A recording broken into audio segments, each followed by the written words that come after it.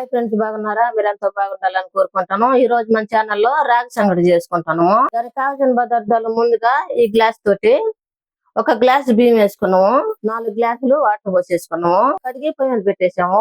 బాగా ఉడకాలి. చాలా మంది చేస్తే వండలుగా వస్తుంది, గట్లు గట్లుగా. ఆ విధంగా రాకుండా ఎలా రావాలో తయారు చేసి చూపిస్తాను. మధ్యలో ఆపకుండా వీడియో చివరి వరకు చూడండి. అన్నం ఈ విధంగా బాగా ఉడకాలి, ఇట్ట మెత్తంగా ఉడకాలి అన్నము. మరి శివుడు పోకూడదు, ఈ విధంగా ఉడకాలి. ఇప్పుడు మనం పిండి కొలిసి తీసుకున్నాం. ఈ కప్పు తోటి 1 కప్పు బియ్యం వేసుకున్నాం కదా, 1 కప్పు బియ్యం వేసుకున్నాం కదా, 1.5 కప్పు పిండి వేసుకుంటాను. ఇది బాగా ఉడకాలి. మూత పెట్టి ఒక 2 నిమిషాలు వదిలేద్దాము, బాగా ఉడకద్ది. ఈ విధంగా ఉడికిన తర్వాత స్టవ్ ఆఫ్ వేసుకొని కింద పెట్టుకొని కలిపెట్టుకోవాలి. పై నీళ్లు ఉంచుకోవాలి కాస్త.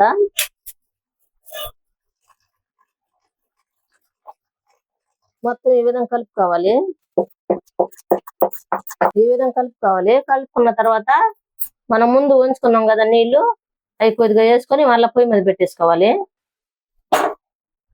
2 నిమిషాలు ఉడికించుకోవాలి. కొంచెం తర్వాత స్టవ్ ఆఫ్ వేసుకొని దించి మళ్ళీ కలిపెట్టుకోవాలి. మనం ఇది కలుపుకునేటప్పుడు పెద్ద గుడ్డ తీసుకోవాలి, లేకపోతే కాళ్ళు కాలుతాయి. ఇప్పుడు మొత్తం కలిపేసుకోవాలి. మనం ముందుగా ఉంచుకున్నాం కదా, ఆ నీళ్లు ఇవి కూడా పోసేసి కలిపేసుకోవాలి. 4 గ్లాసులు నీళ్లు పోసుకున్నాం కదా, 4 గ్లాసులు కరెక్ట్ గా జరిపోయినాయి. మొత్తం కలిపేసుకోవాలి బాగా. ఇప్పుడు ఇదంతా మనం తుడిచేసుకోవాలి. ఎట్లా చెయ్యి తడుపుకొని తుడుచుకోవాలి, చల్లి నీళ్ళల్లో తడుపుకొని తుడుచుకోవాలి, లేకపోతే కాలుతుంది చెయ్యి.